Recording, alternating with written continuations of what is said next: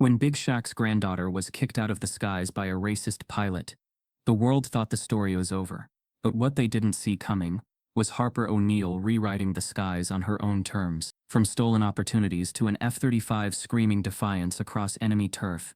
Harper turned humiliation into an airstrike of truth. This wasn't just a comeback, it was a legacy unleashed. And the sky, it's no longer a boundary. It's a battlefield. Before we deep dive into this interesting story, subscribe to our channel, and tell us where are you watching from. Share in the comments below. The morning light poured through the cracked blinds of Big Shaq's modest kitchen, slanting across faded tiles in the old man's creased hands. He sat silently, his coffee untouched, the world outside already buzzing with the quiet routines of suburbia. Lawn sprinklers hissed in their arcs. A delivery van rumbled down the street. Shaq's eyes, however, were fixed on the airfield in the distance, its towers cutting sharp lines against the sky. Harper had left earlier than usual. Something had been brewing in her voice, an undercurrent of determination that echoed her mother's fire, her grandmother's grace. Shaq had watched her sling her bag over her shoulder and stride out, a defiant flicker in her step. He'd thought it was pride, or maybe just the stubbornness of youth. But as he sat there, his gut twisted, an old familiar weight of unease, the kind of dread that whispers trouble before it speaks. At the local airfield, Harper stood stiff-backed at the gate, her aviation jacket creased at the elbows, her hair pinned neatly, her gaze locked ahead. The pilot, a wiry man with slicked-back hair and a smirk that bled superiority, leaned casually against the gatepost, his voice smooth as oil, cut through the morning air. "You're not flying today, O'Neil." Harper's pulse quickened, but her face stayed composed. "I'm cleared. I've logged the hours, passed the checks. You can't ground me." The man's laugh was sharp, slicing the quiet like glass. "I can, and I just did." Whispers curled through the hangars, like smoke. A few of the other trainees glanced up, eyes darting between Harper and the pilot. Some faces turned away, others watched, hungry for drama. Harper's fists tightened at her sides, nails pressing crescents into her palms. "Why?" she demanded, her voice steady but threaded with disbelief. The pilot's smirk widened. "You know why." The words were venomous, laced with unspoken accusations. They dripped with the kind of prejudice that didn't need to be said aloud, the kind that seeped into the bones of old institutions. Harper's cheeks flushed with a mix of humiliation and fury. Around her the murmurs thickened, a tide of judgment ready to pull her under. Back in his kitchen, Shaq felt the tremor of the moment before it happened. He stood, slowly, his chair scraping against the worn linoleum. The air around him shifted. He wasn't the man of 40 years ago, fists ready to solve problems. He was older, heavier with the weight of battles fought and won, but the fire hadn't dimmed. His hands curled into loose fists as he stepped out onto the porch, the airfield's towers glaring against the morning sky. At the field, Harper took a measured breath. The pilot's smirk deepened, as though savoring the small victory. She could see it in his eyes, the satisfaction of cutting her down, of making her small. She could hear it in the whispers behind her, the sharp little knives of gossip. "Don't cause a scene," someone muttered under their breath. It wasn't advice, it was a warning, a threat wrapped in civility. Harper turned her gaze to the sky, a streak of pale blue, where she was supposed to be today. The planes hummed softly on the tarmac, oblivious to the storm brewing below. Her breath caught, her heart squeezed, but her chin lifted a fraction higher. "I'll be filing a complaint," she said, voice cool and controlled. The pilot chuckled. "You do that, sweetheart." The word cracked through her composure like a whip. Sweetheart. The same word her mother had bristled at when men tried to belittle her in boardrooms. The same word her grandmother had heard in hushed tones behind church pews. The same word that wasn't sweet at all, but a dismissal. Harper's vision shimmered with unshed fury, her hands trembling just enough to betray her anger. Shaq's truck rumbled down the suburban street, a beast of metal and purpose. He parked just outside the airfield gates, the sun flashing off the hood. His heavy boots hit the asphalt with a dull thud as he crossed the lot, eyes locked on his granddaughter. She was a statue against the shifting crowd, her spine straight, her expression carved in ice. But Shaq could see the tremble at her shoulders, the silent quiver of her breath. He didn't say a word at first, just placed his hand on her shoulder, a silent anchor, a wordless promise. Harper's breath hitched, but she didn't look at him. She didn't need to. The presence of her grandfather was a shield, an unspoken defiance. Around them, the murmurs dulled to a hush. "Is there a problem here?" Shaq's voice rumbled, low and steady, like distant thunder. Not loud, but enough to carry. The pilot's smirk faltered. "This is none of your concern, sir." Shaq's gaze was steady, unblinking. "That's where you're wrong." The air around them tightened, thick with anticipation. The pilot's fingers twitched at his side, but he said nothing more. Harper straightened, her breath evening out. She glanced up at her grandfather, the tension in her shoulders easing just a fraction. The crowd's energy shifted, the tide pulling back just enough to clear the space around them. "Let's go," Shaq murmured, his voice a quiet command. Harper hesitated for a heartbeat. The sting of defeat coiled in her chest, but the weight of her grandfather's hand was grounding, solid. Together they turned from the airfield, the gate creaking shut behind them. The whispers resumed as they walked away, but Harper didn't look back. As they reached the truck, Shaq's voice was low, but there was a heat in it that Harper hadn't heard in years. "We'll handle this, but not like they expect." The storm was no longer on the horizon. It was here, crackling beneath the surface, waiting for its moment. And it wouldn't be a storm of fists or fury. It would be something sharper, something the world wouldn't see coming. Harper glanced at her grandfather, a spark of understanding passing between them. Her fists uncurled. The morning's humiliation had lit a fire she wouldn't let die. And Shaq, watching her with eyes full of both pride and warning, knew this was just the beginning. The quiet morning had broken, and the storm was just beginning to gather. Word of the incident spread faster than a prairie fire. By mid-afternoon, whispers turned into murmurs, and murmurs into sharp-edged gossip. At the local diner, over thick mugs of coffee and half-eaten plates of hash browns, voices lowered as Harper's name passed between lips. In the church hallways it echoed in cautious tones, reverberating with a strange mix of pity and suppressed satisfaction. Even at the small-town library, where the older ladies turned pages as if they turned the world, her name rustled the air like a dangerous wind. Harper sat in her room, the walls close, the air thick with silence. She hadn't cried, not yet. The humiliation felt too raw, too sharp for tears. It pressed into her skin like thorns. Her phone buzzed with a dozen messages, some supportive, some simply fishing for details. Her fingers hovered over the screen, but she couldn't bring herself to respond. Each message was a reminder of what had happened, of the moment she'd been cut down not because of her skills or dedication, but because she didn't fit the mold they wanted. In the next room, Shaq's deep voice hummed through the thin walls. He was on the phone again, low and calm but with an undercurrent of steel. Harper could imagine his words, measured, respectful, but carrying the weight of someone who wasn't asking for favors. He wasn't trying to make peace, he was drawing battle lines with quiet precision. The old man hadn't said much since they'd come home, just offered her a plate of food she couldn't eat, and a look that said, "We'll handle this." And now, as his voice rumbled against the walls, she felt the edges of something shift inside her, a resolve sharper than the one that had gotten her to that airfield in the first place. Meanwhile, the pilot, Marshal Epps, leaned back in his faux leather chair at the airfield office, a satisfied smirk curling at his lips. He was a man born into entitlement, accustomed to moving through life with the assurance of someone whose handshake meant locked doors and quiet dismissals. The incident with Harper wasn't a misstep for him. It was a calculated move. The O'Neill name had carried weight once, sure, but times had changed, and as far as Epps was concerned, the world was better when people like Harper stayed in their place. But what he hadn't calculated was Shaq. The old man wasn't just a relic of a bygone era. He was a cornerstone in the community. People listened when he spoke, and though his fists hadn't swung in decades, his words cut sharper than any blade. By the following morning, the airfield's casual silence had fractured. Epps found his coffee growing cold as he sat through a terse meeting with the airfield board. They weren't defending him outright. Not yet.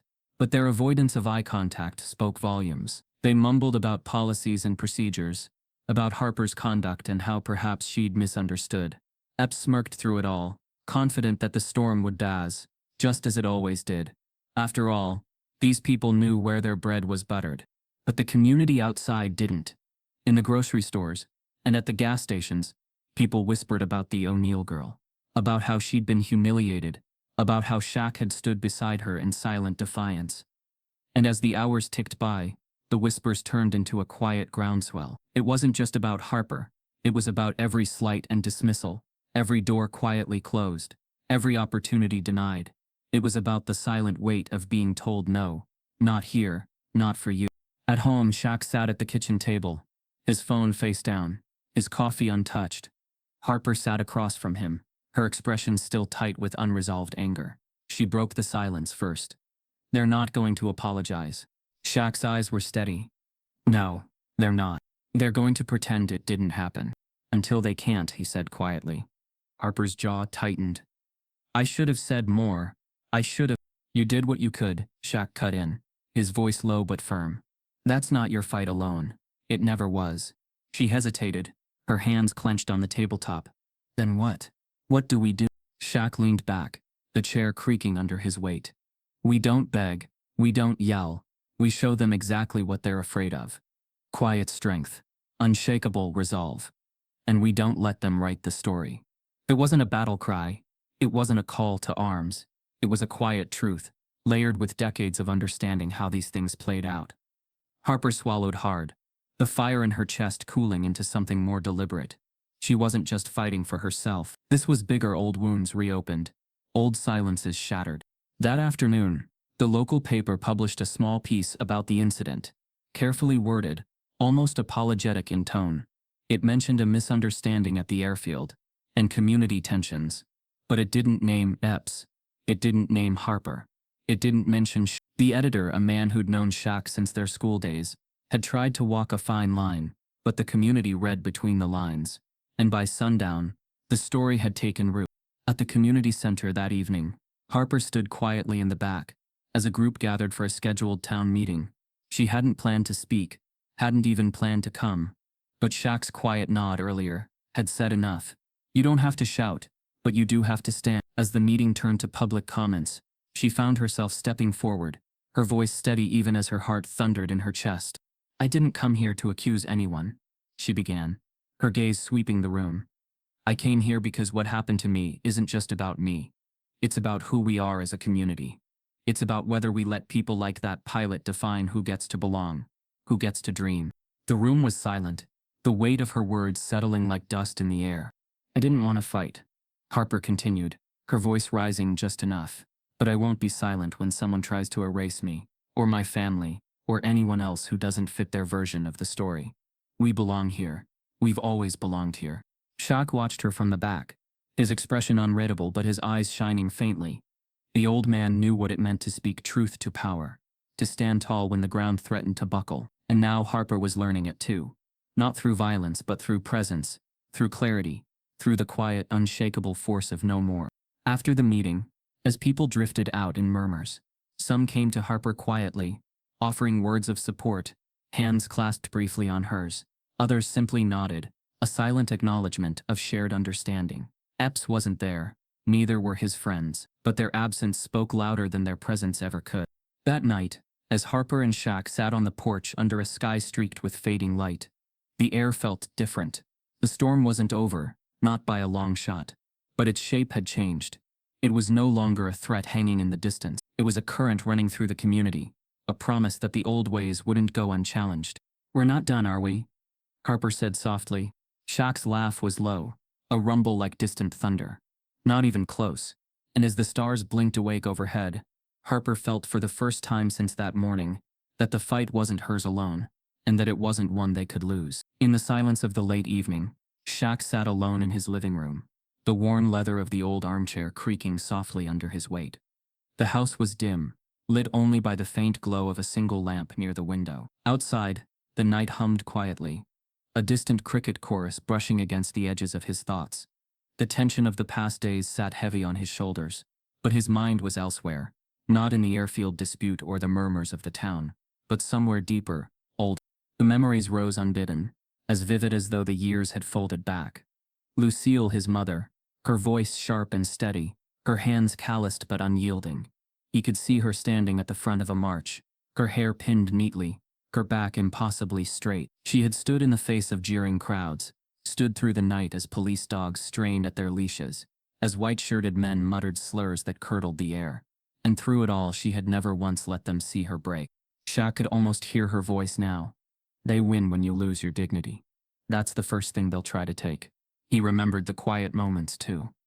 Lucille sitting at the kitchen table, with a young Shaq, her hands wrapped around a chipped mug of tea, explaining the rules of the world to a boy too young to understand them. You'll have to be better than them. Stronger. Smart. You'll have to smile when you want to scream. Stand when you want to run. But you can't let them tell you who you are. Those words had shaped him, built the framework of the man who now sat in silence, watching his granddaughter wrestle with her own storm. The world had changed, sure. The signs on the doors were gone, the laws rewritten, but the disease, as Lucille had called it, was still there, twisting through institutions, infecting attitudes, lurking behind polite smiles and casual dismissals. And now Harper was standing where Lucille had stood. Not in a literal march down Main Street, but in a battle of presence, of identity, of claiming space where others wanted her gone. At the airfield, the silence had grown heavier, the weight of what had been done settling into the bones of the place. Epps still strutted through the hangars, but his confidence had started to falter. Rumors rippled through the staff about community meetings, about the O'Neill name stirring old loyalties, about reporters beginning to sniff around the edges of the story. Meanwhile, Harper had retreated into a kind of focused quiet. At home, she pored over aviation manuals, her highlighters bleeding neon yellow across the pages. She spent hours practicing flight simulations, her jaw tight with determination. Shaq watched her from the doorway, sometimes a silent witness to her refusal to back down. Dreams aren't just dreams, Lucille's voice echoed in his mind. They're the lines we draw for the world to follow. Shaq knew Harper understood that now. The fight wasn't just about flying. It was about belonging, about standing tall in the face of a system that had always been rigged. It was legacy, not ambition. One evening, as the sun dipped behind the horizon and painted the sky in bruised shades of purple and gold, Harper found Shaq sitting on the porch, his old hands wrapped around a glass of water. She hesitated at the door, then stepped out, settling into the chair beside him. For a long moment, neither of them spoke. The silence between them wasn't empty. It was thick with shared history, unspoken truths, and the quiet bond of bloodline. I used to think it was just me, Harper said finally, her voice low. That I wasn't good enough. That I wasn't what they wanted. But it's not just me, is it? Shaq's gaze stayed on the horizon, but his voice was steady. No, it's never just you. They look at me, and they see something to push aside. That's because they're scared, he said quietly. Scared of change. Scared of strength that doesn't look like them. Harper's hands clenched in her lap. I don't want to be scared. You're not, Shaq replied. You're angry. And that's different. Anger tells you something's wrong. Fear makes you back down. Anger makes you step forward. Harper let out a slow breath, the knot in her chest loosening just a little. Did Grandma ever get tired of fighting? Shaq's laugh was low, almost a rumble. She got tired of the reasons she had to fight, but never of the fight itself. They sat there watching the last of the sun slip below the treetops. In the gathering dark, the airfield's lights flickered faintly in the distance, a cold shimmer against the deepening night. It wasn't just a place for planes anymore. It had become a symbol of everything they were fighting for, a battleground etched into the town's landscape. The next day, Harper returned to the airfield, not to confront Epps, but to reclaim her space. She walked through the gates with her head held high, her steps deliberate. The whispers followed her, but she didn't flinch. She moved through the hangars like she belonged there, because she did, and though no one said it outright, her presence cracked the surface of their silent complicity. Shaq stood at the fence line, watching from a distance, his presence a silent anchor. He didn't need to step in, didn't need to make a scene. His being there was enough to remind them all that Harper wasn't alone. Inside the control tower, Epps watched with a mixture of irritation and unease. He'd expected Harper to disappear quietly, to let the weight of humiliation drive her out. But instead she returned stronger, more resolute. The old man's quiet strength at her back was an unspoken challenge, a reminder that some legacies weren't so easily erased. The story of Lucille wasn't a distant memory. It was alive in Harper's every step, every defiant glance, every moment she refused to be silenced. And for the first time, Harper understood that her fight wasn't just her own. It was the echo of her grandmother's march, the silent strength of her grandfather's resolve, the shared legacy of a family that had refused, generation after generation, to be invisible. As the sun dipped behind the airfield, casting long shadows over the tarmac. Harper stood by one of the planes, her hand resting lightly on its wing. The hum of the engines, the scent of fuel and metal, wrapped around her like a promise. Shaq's voice, quiet but firm, echoed in her mind. They win when you lose your dignity. Don't let them. And Harper knew she wouldn't. The world hadn't changed as much as it liked to pretend. The disease was still there, lingering beneath the surface. But now, she carried not just her own ambition, but the weight of a legacy too strong to be broken. The ghosts of yesterday weren't just memories. They were guides, reminders that every fight, every quiet defiance was a step forward. Harper turned from the plane, her back straight, her gaze steady. And as she walked across the tarmac, her steps felt lighter, not because the burden was gone, but because she finally understood she wasn't carrying it alone. The days following Harper's silent stand at the airfield were thick with quiet murmurs, whispers that wove through the streets and alleys like a subtle breeze stirring dry leaves. In the corners of the diner, behind the counters of the small-town stores, and in the hushed conversations at the church, people were talking not just about Harper, but about the cracks in the veneer of the town's calm, the fault lines that had been there all along but had been politely ignored. Big Shaq felt it everywhere. The tension that had once been confined to his kitchen, or whispered into the phone, now stretched its threads through the whole community. He wasn't the only one who saw it. Deacon Russell, a man known for his sharp mind and sharper tongue, reached out quietly one morning. A knock at Shaq's door, and there he stood, a tall, wiry man, whose age hadn't dulled his piercing gaze. They didn't speak much at first. Russell simply stepped inside, sat at the old kitchen table, and fixed Shaq with a look that said, "I know." Over strong coffee, they talked about the pilot, about the airfield, about the way things had always been done in their town. Russell wasn't surprised, but he was angry, and his anger had purpose. "That boy Epps didn't get there on his own," he said, his voice low but laced with iron. "He's got friends, money, influence, people who've been looking the other way for a long time." Shaq nodded slowly, "And now he's getting sloppy." "That's when the cracks show," Russell replied, leaning back in his chair. "When they think they're untouchable." It was a pattern Shaq recognized, one he'd seen years ago, when Lucille fought not just for dignity, but for justice. The players were different, but the game remained the same. Only now Harper stood at the center of it, and her stand had turned a quiet injustice into a smoldering ember of resistance. The next ally to emerge was Kendall Reese, where Russell brought clarity and knowledge of the old ways. Kendall brought strategy and a sharp instinct for leverage. A community organizer by calling and a strategist by nature, she knew how to turn whispers into movement. She didn't announce herself with grand gestures. Instead, she approached Shaq after a local council meeting, her voice measured and her expression careful. "You're not alone in this, Mr. O'Neill," she said, her eyes sharp beneath her braided crown. "People are paying attention. The question is, how do we make them listen?" Shaq appreciated her directness. "We make it impossible for them not to." Kendall's smile was quick, her mind already ticking through possibilities.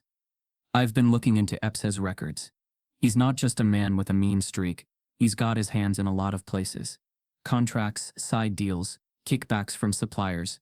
Nothing outright illegal, not on paper, but it smells dirty." Russell, who had joined them at a small table in the back of the community center, leaned forward. "If we can show the town who he really is, not just a bigot, but a corrupt one, that's when we shift the ground under his feet." Kendall's nod was almost imperceptible. "We'll need proof. Paper trails, witnesses, maybe even someone from inside willing to talk." Shaq's voice was steady. "I know someone, used to work maintenance at the field. Quiet man, but he's seen a lot." They left the meeting with more than just determination. They left with a plan beginning to coalesce, threads weaving into something larger, something that could turn passive support into active demand for change. Harper, meanwhile, felt the shifting tide in subtle ways. Where once she'd been met with quiet dismissal or awkward silence, now she caught glimpses of nods, brief moments of eye contact held a beat longer, and cautious words of support murmured when no one else was listening. It wasn't a wave of solidarity yet, but it was a current strong enough to feel. Late one evening, she found Shaq on the porch again, the stars crisp above them, and the air cool against her skin. She hesitated before sitting beside him. "I heard Kendall's working with you," she said quietly. "She is," Shaq replied, his voice as calm as the night. Harper's fingers traced the edge of the porch railing. "Do you think it'll work?" Shaq's laugh was low, more of a rumble than a sound. I think they've made the mistake of underestimating us. Kendall's network moved quietly, but effectively. She reached out to contacts in the county offices, tugged at loose threads in procurement records, and leaned on the relationships she'd built through years of advocacy. Russell, meanwhile, worked his contacts at the airfield, listening for the subtle shifts in tone. The conversations cut short when certain names were mentioned, and Shaq, ever the silent strategist, made sure the pieces moved at just the right pace, neither too fast to alert Epps, nor too slow to lose momentum. Within a week, they uncovered enough to hint at a deeper rot. Epps had been skimming from maintenance budgets, funneling funds into phantom companies that provided overpriced supplies. He'd secured contracts through backroom deals, greased with quiet bribes and favors, called in from old connections. It wasn't just racism. It was greed, arrogance, and the assumption that no one would dare challenge him. The whispers turned sharper. People who had stayed silent began to speak up, cautiously at first. An anonymous tip here, a whispered confirmation there. Even a junior accountant at the airfield, a young man with nervous eyes, approached Kendall one evening, his voice trembling as he offered copies of suspicious invoices and emails that confirmed Epps's web of deceit. Kendall shared the information with Shaq and Russell under the cover of night, in Shaq's kitchen, the old man's table cluttered with papers and printouts. They mapped out the connections, the timelines, the subtle patterns of theft and corruption. The pieces fit together into a damning picture, one that would be impossible to ignore if presented correctly. The key, Kendall said, her voice crisp with focus, is to show this isn't just personal, it's systemic. It's about a culture that lets people like Epps thrive. Russell nodded. People need to see the bigger picture, not just one man's corruption, but the silence that allowed it. Shaq's gaze was steady. Then we give them a reason to listen, and we make sure they can't look away. They planned the reveal with precision. No dramatic announcements, no confrontations that could be dismissed as personal vendettas. Instead, they coordinated a quiet but powerful release, an anonymous tip to the local paper, supported by hard evidence. Kendall's contacts ensured that a county-level investigation would begin quietly, gathering momentum before Epps could mount a defense. Meanwhile, Harper continued her training at the airfield. Her presence now a statement in itself. Every step she took on the tarmac was a reminder that she belonged there, that she wouldn't be driven out by intimidation or corruption. The quiet defiance in her posture was a mirror of the strength her grandmother Lucille had carried, and though Harper said little, her actions spoke volumes. The community, too, began to shift. The whispers grew louder. Conversations once confined to private spaces, spilling into public ones. At the diner, at church, even in the aisles of the grocery store. People began to ask questions, not just about Epps, but about the systems that had let him rise unchecked. The town's calm surface was fracturing, the fault lines exposed. One evening, as Shaq, Kendall, and Russell sat together reviewing their plans, the old man's voice broke the quiet hum of conversation. "It's not just about taking Epps down," he said. "It's about showing the whole town that we're not afraid anymore. That silence is complicity. And that change doesn't come from waiting. It comes from standing up." Kendall's smile was faint but fierce. "Then let's make sure they hear it." Harper had never thought of herself as an investigator. She wasn't trained to peel back the layers of a system or to track the twisted routes of corruption. But determination, that was something she had in abundance. Sitting at the battered desk in her room, surrounded by printouts and open browser tabs, she felt the weight of her family's legacy pressing against her back. This wasn't just about proving a point, it was about survival, about justice, about making the unseen visible. It had started as a restless itch. She'd wanted to understand how Epps had climbed so high despite his obvious cruelty. What connections had shielded him? Why had the airfield management turned a blind eye to his behavior? The whispers she'd heard, the murmurs of backroom deals, and unspoken alliances, haunted her like faint shadows just out of reach. So she'd done what she did best. She'd dug. Late into the night, her screen glowed with spreadsheets and scanned documents she'd pieced together from public records and obscure corners of the internet. It was slow, frustrating work, full of dead ends and documents that hinted at truths but revealed nothing concrete, until she found it. A misfiled entry in a public database, an oversight or perhaps a sign of the arrogance that comes with thinking no one is watching. It led her to a hidden trove of files, tucked behind layers of bureaucracy and digital misdirection. Harper's breath caught as she realized what she was seeing. Contracts, correspondence, invoices that didn't add up, all linking EPs to city officials and backroom deals. It wasn't just favoritism. It was a network of corruption so deeply rooted that it had become invisible, part of the very fabric of how things were done. She printed everything she could, her hands trembling slightly as she fed the papers into the old inkjet printer. Shaq kept in the back room. The pages emerged in uneven stacks, their ink smudging slightly as they landed, but the information was clear. At the heart of it all was Epps, a man who had leveraged his position at the airfield to enrich himself and his allies while ensuring that dissent, especially from those like Harper, was swiftly silenced. The documents showed payments funneled through shell companies, kickbacks disguised as consulting fees, and even records of hush money paid to employees who had tried to speak up. By dawn, Harper sat back in her chair, exhausted but exhilarated. She knew this was bigger than anything she'd imagined. She wasn't just fighting for her right to fly. She was staring into the heart of a system that had quietly devoured integrity in favor of greed and power. When Shaq found her in the morning, her desk was a battlefield of papers and highlighters. His gaze swept the mess, then settled on his granddaughter's face, seeing the mixture of triumph and apprehension there. "You found something," he said quietly. Harper nodded, sliding a thick stack of papers toward him. "I found everything." Shaq leafed through the documents, his fingers steady despite the storm of realization he felt rising. He saw the names, city officials they both knew, familiar signatures, amounts that painted a picture of systemic decay. It wasn't just this was a web, woven tight and designed to stay hidden. "This isn't just about you," Shaq murmured. "Or me. This is about everyone they've kept out, everyone they've silenced." Harper's voice was tight with emotion. "They think they're untouchable, that no one will look closely. But now we have proof. We can't let this stay buried." Shaq nodded slowly. "No, we can't." As the day unfolded, Shaq and Harper met with Kendall and Russell in the quiet of the community center's back room. The walls seemed to absorb the gravity of their discovery, the weight of truth pressing down on all of them. Kendall's sharp eyes scanned the documents, her lips pressed into a thin line. "This changes everything," she said finally. "With this much evidence, we're not just talking about taking down one man, we're talking about exposing an entire network." Russell's voice was low, almost reverent. "They'll come after you for this. All of you. You're a threat now." Shaq's voice, steady and calm, filled the room. "They've already been coming after us. We've just finally pulled back the curtain to see it." Kendall's mind was already moving, her fingers tracing lines on a map of connections. "We need to move fast. If we wait, they'll bury this. We release it strategically, to the right people, with enough visibility that it can't be swept under the rug." Harper's voice, though quiet, was firm. "I'll do it. I'll stand in the light. They've already tried to humiliate me. They think they can break me. But I'm done being scared." Shaq looked at her, pride and worry mingling in his gaze. "You're brave, girl, but this isn't just about standing tall. This is about being smart. We'll stand with you. But we do this right."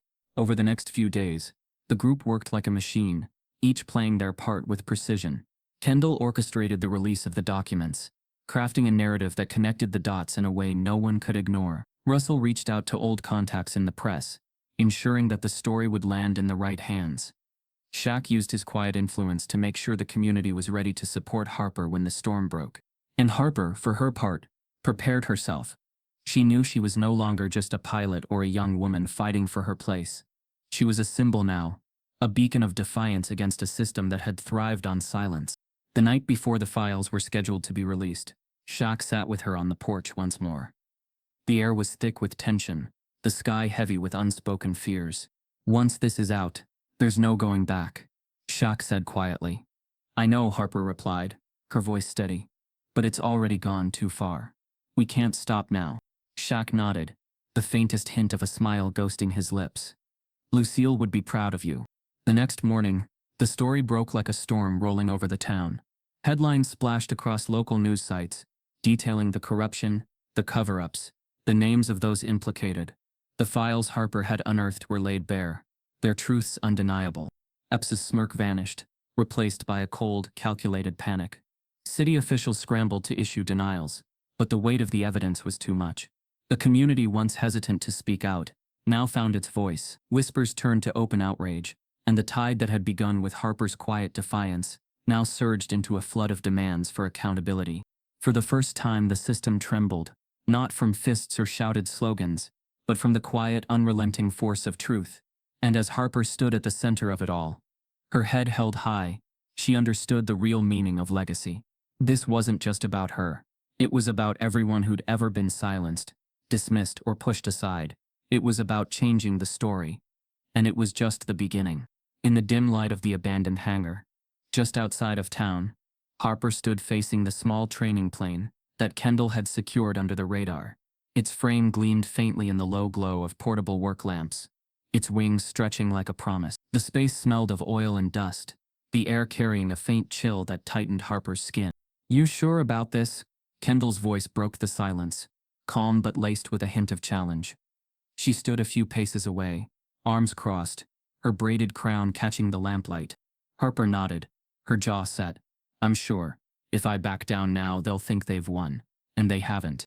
Kendall's lips quirked into a quick, almost imperceptible smile. "Good. Because this isn't just practice. It's war prep. They'll be watching. Every move you make is going to echo beyond this hangar." Over the next weeks, the abandoned hangar became Harper's second home. Kendall, who had once orchestrated protests and negotiated impossible compromises, now turned her sharp mind to strategy in the skies. She wasn't a pilot herself, but she knew how to break down complex challenges into manageable steps. And Harper, with her relentless determination, absorbed it all. Every evening after work, Harper slipped away to the hangar, her schedule masked by careful misdirection. She learned not just about flying, but about owning the air, how to anticipate crosswinds, how to push the limits of the aircraft without tipping into recklessness. Kendall drilled her relentlessly, not on the mechanics of flight alone, but on the confidence that would carry her through when the stakes were highest. The camera would cut between Harper's progress and Epps, whose tightening grip on the airfield mirrored the rising stakes. Epps's smirk was gone, replaced by a calculating coldness. He'd felt the tremors of resistance, seen the documents Harper and Kendall had leaked, and he was trying to shore up his position.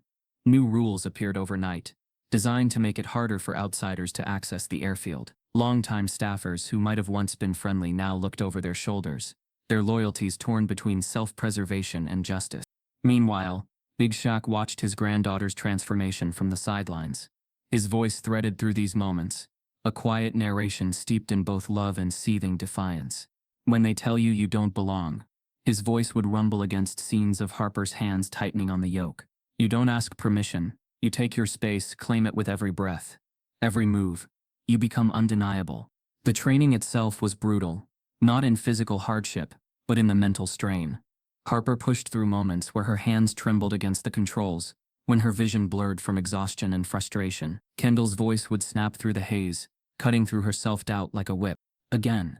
Smoother this time. You're letting your fear drive you. Cut it out." Harper gritted her teeth, nodded, and tried again. The camera lingered on close-ups, the tightening of her jaw, the beads of sweat along her brow, the subtle shift of her grip from hesitant to commanding. The montage was punctuated by intercut shots of Epps pacing his office, reviewing rosters, tightening regulations. His face was a mask of control, but his eyes betrayed a flicker of desperation. Big Shaq's narration layered over these scenes, his voice low and steady. "They think they can break us by tightening the noose. But pressure doesn't just choke. It sharpens. It carves out strength you didn't know you had." One evening, as the sun bled crimson across the horizon, Harper finally executed a perfect roll in the training plane, her body moving as one with the machine. The moment the wheels kissed the tarmac on landing, she let out a sharp breath, her chest heaving, her face flushed with triumph. Kendall, standing at the edge of the strip, nodded once, her expression fierce. "That's it," she said, her voice quiet but powerful. "That's the control you'll need at the airshow. Now we hone it." The airshow wasn't just an event anymore. It had become the stage for the reckoning they'd been building toward. Epps's influence still lingered, his name whispered in warnings, his shadow stretching over the field, but the files Harper had unearthed had already eroded his foundation. The air was thick with anticipation, the community simmering with the promise of change. Harper's training intensified. Kendall introduced stress tests, distractions, surprise changes in conditions, last-minute course adjustments, to simulate the unpredictability of the airshow. Harper learned to read not just the machine, but the sky itself, to adapt mid-flight, to trust her instincts honed by countless hours of preparation. Shaq, though he stayed largely in the background, found subtle ways to support her. He reinforced the old hangar's locks, made sure supplies were replenished quietly, and offered quiet words of encouragement that held the weight of his lived experience. "Every time you take that plane up, you're not just flying for yourself," he said one evening as she prepared for another session. "You're flying for everyone they ever tried to ground." The days blurred into each other, the training becoming muscle memory. Harper's movements smoothed out, her confidence solidified into something unshakable. The camera captured her progress in long, unbroken shots, tracking her from the hangar to the airfield, interspersed with shots of the community quietly rallying around her. Support began to emerge in subtle ways, a mechanic offering a tip about weather conditions, a staff member slipping her a copy of the official airshow schedule, even a nod from a former rival pilot who respected the sheer grit she'd shown. Epps, sensing the shift, ramped up his countermeasures. He implemented sudden inspections, imposed arbitrary restrictions, and tightened his grip on the airfield's operations. But each new obstacle only highlighted his desperation, his fear that the walls he'd built were finally crumbling. The night before the airshow, Harper and Kendall stood in the hangar, going over every detail one last time. The space felt charged, the air thick with the weight of what was about to happen. "You're ready," Kendall said finally, her voice cutting through the tension. "You've done the work. Now you just need to show them who you are." Harper's gaze was steady. "I'm not flying just to prove a point. I'm flying because this is mine. They tried to take it, but they can't." Big Shaq's voice, calm and resolute, threaded through the scene as the camera panned across Harper standing beside the plane, the hangar bathed in golden light. "They can throw rules at you, tighten the chains, tell you no 1,000 times. But the moment you decide you're done asking, that's when you start to soar." The montage would end with Harper walking out of the hangar at dawn, her silhouette outlined against the rising sun, the plane gleaming behind her.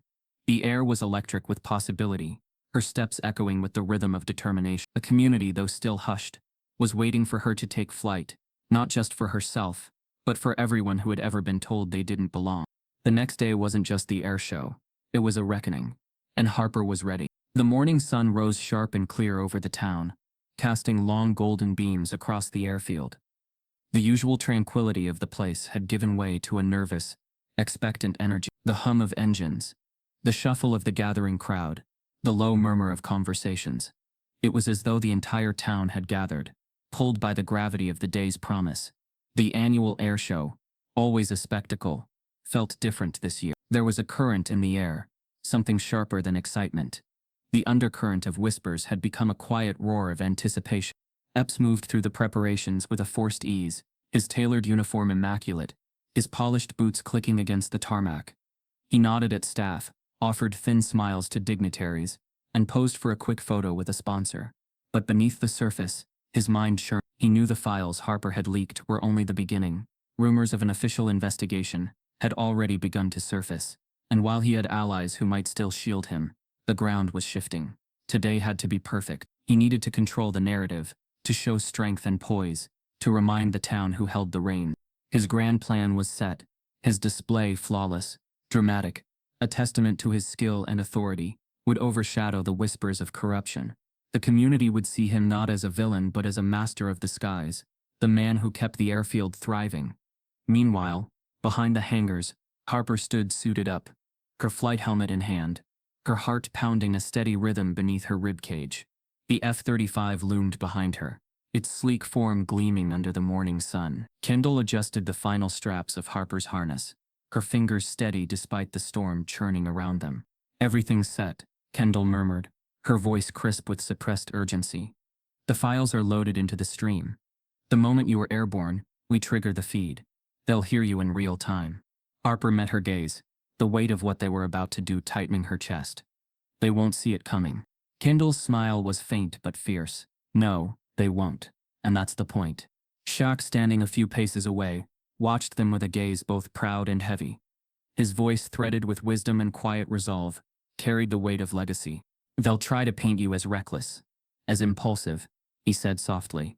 "But the truth, the real truth, will be too loud for them to ignore." Harper nodded, slipping her helmet on, the world narrowing to the feel of the flight suit against her skin, the hum of the F-35's systems coming online. As the cockpit sealed around her, she felt her breath catch, not from fear but from the sheer enormity of what was about to unfold. The crowds gathered along the field's perimeter, their eyes shaded against the sun, cameras poised. Local reporters clustered near the barriers, their microphones raised, already speculating on Epps' anticipated showcase. Then the engines ignited, and the ground trembled. At first the roar was dismissed as part of the usual pre-show theatrics. But when the F-35 taxied out from behind the hangars, the sleek modern jet shimmering in the sunlight, a ripple of confusion spread through the crowd. The scheduled program hadn't mentioned this. Epps, standing on the tarmac beside his own vintage warbird, turned sharply, his smirk faltering as he realized what was happening. The color drained from his face. This wasn't his plane, and then he saw Harper's name on the side of the cockpit. His smirk vanished altogether.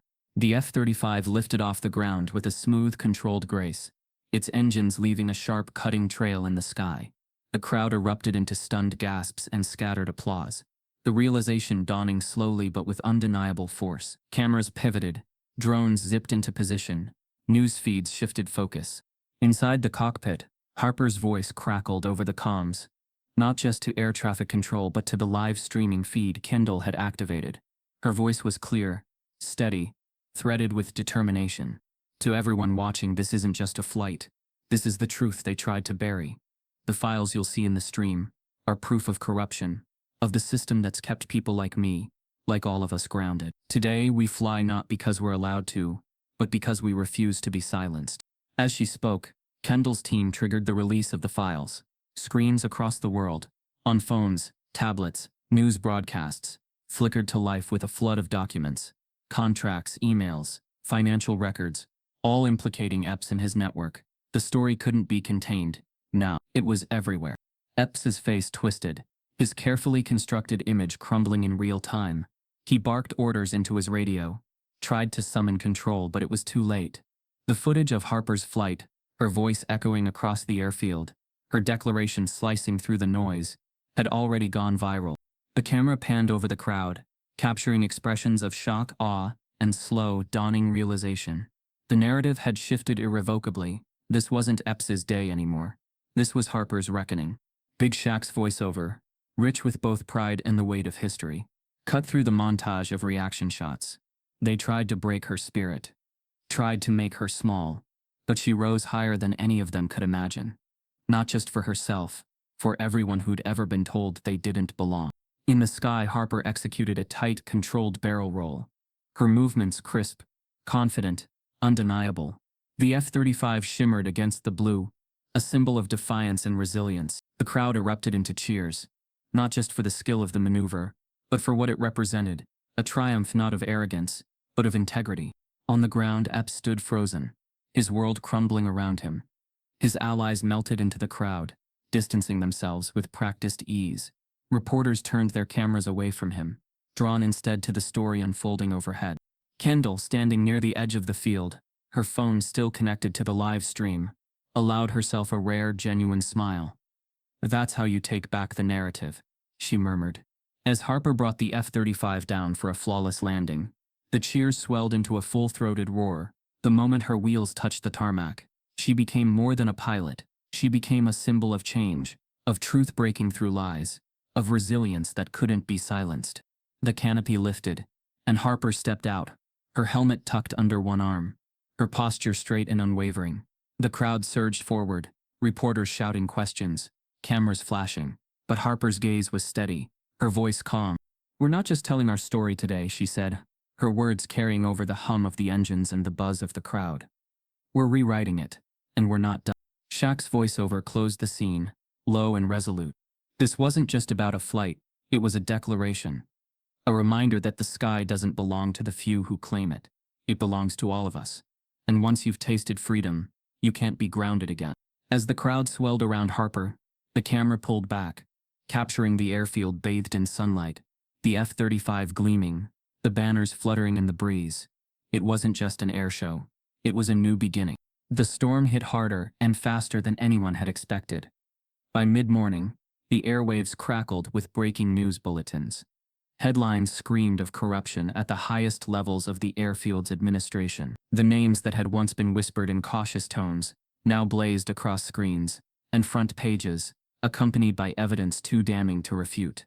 The files Harper had unearthed and streamed from her cockpit had detonated with the force of a bomb, leaving no space for denial or spin. Epps was the first to fall. By noon he'd been escorted off the premises, his face pale and pinched, his mouth set in a thin, trembling line.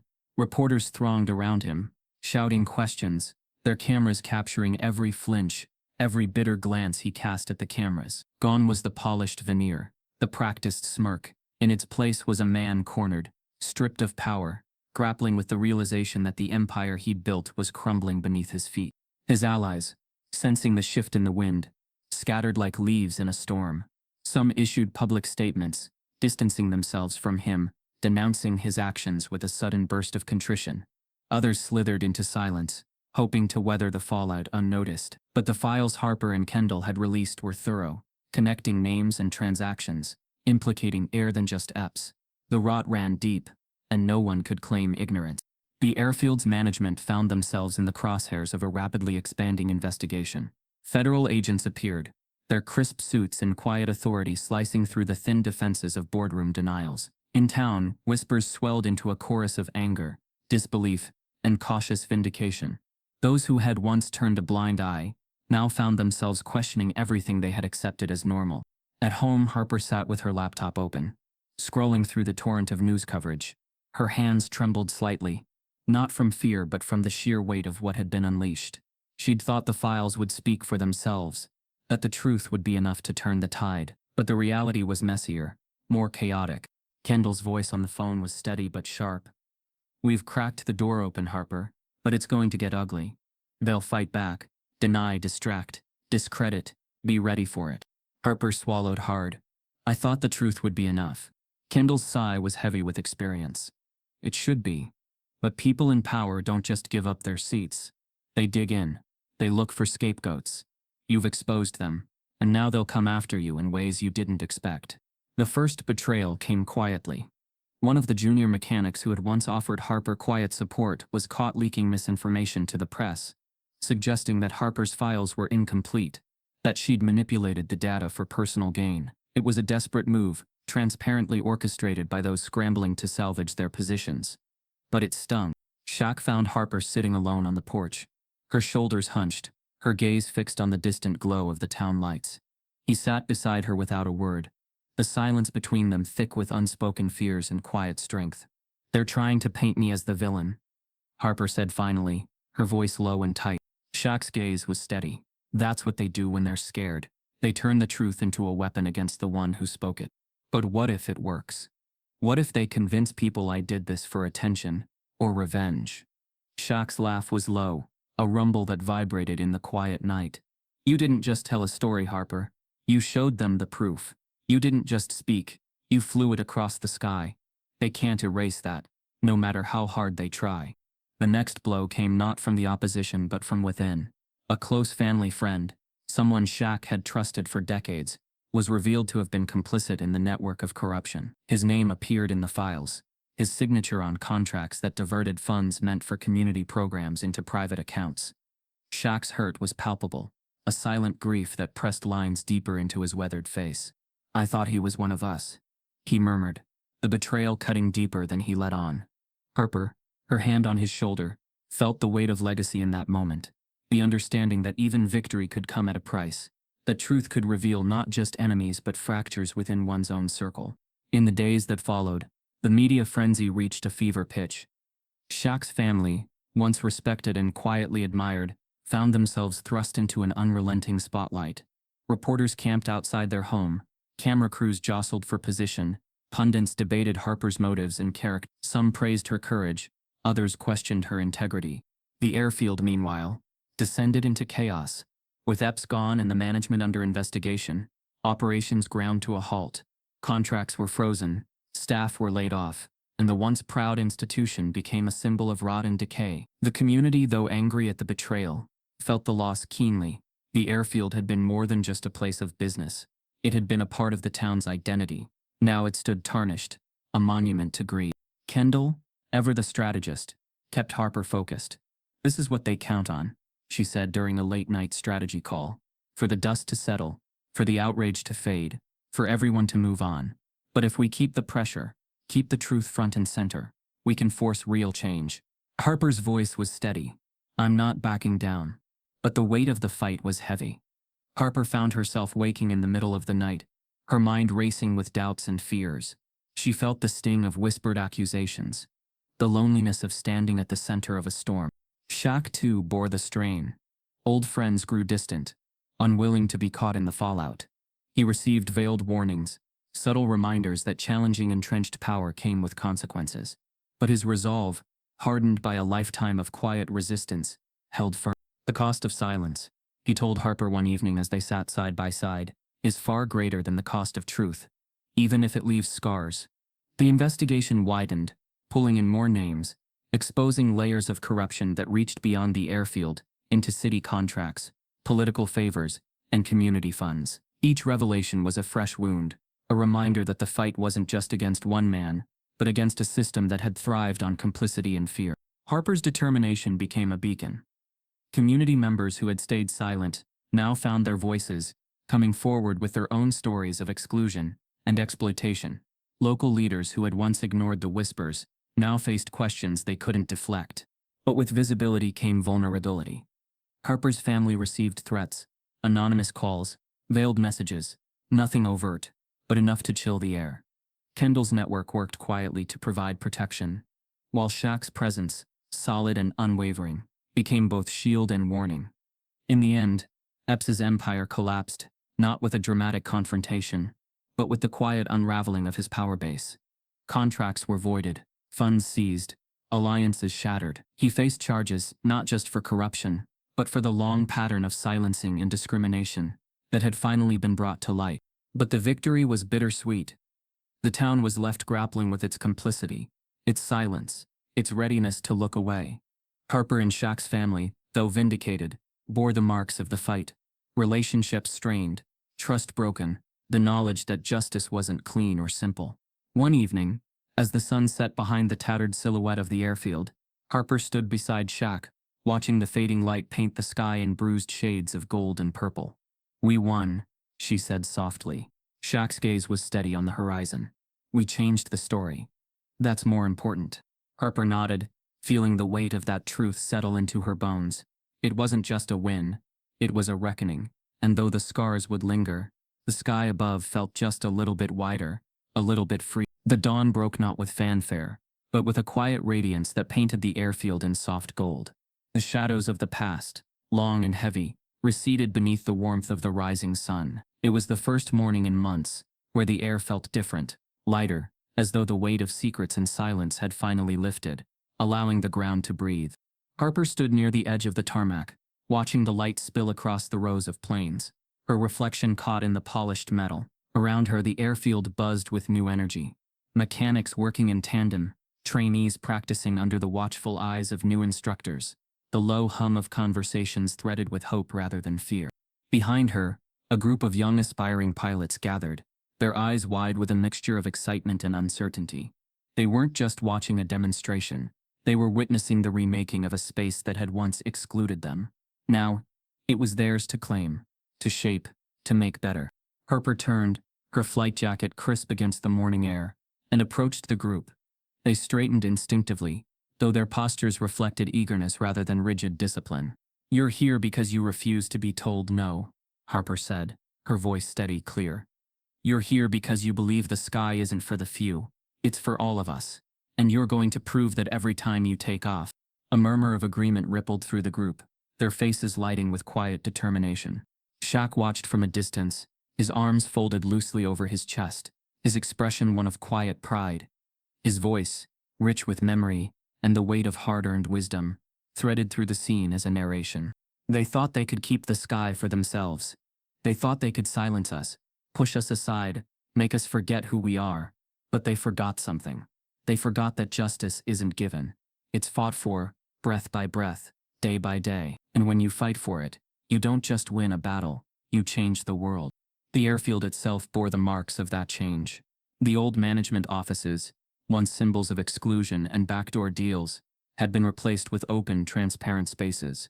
Community leaders, once sidelined, now sat on advisory boards. Training programs expanded to include scholarships for underrepresented youth, and mentorship opportunities flourished.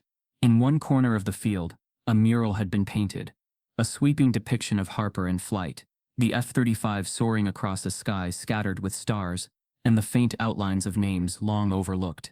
Below the image, in bold, unyielding script, were the words, "The sky belongs to everyone."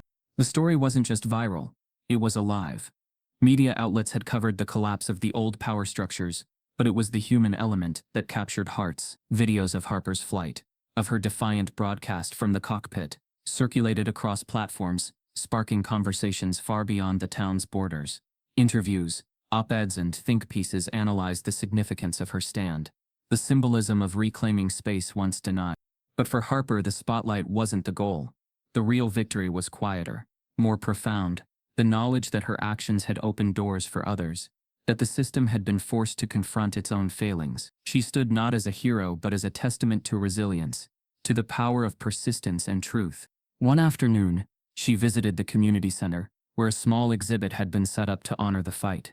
Photographs lined the walls, snapshots of marches from decades past, images of Lucille's quiet defiance, articles detailing Shaq's early stands for justice. In the center was a display of the documents Harper had uncovered, presented not as a trophy, but as a reminder of what had been hidden and why it had to be brought into the light.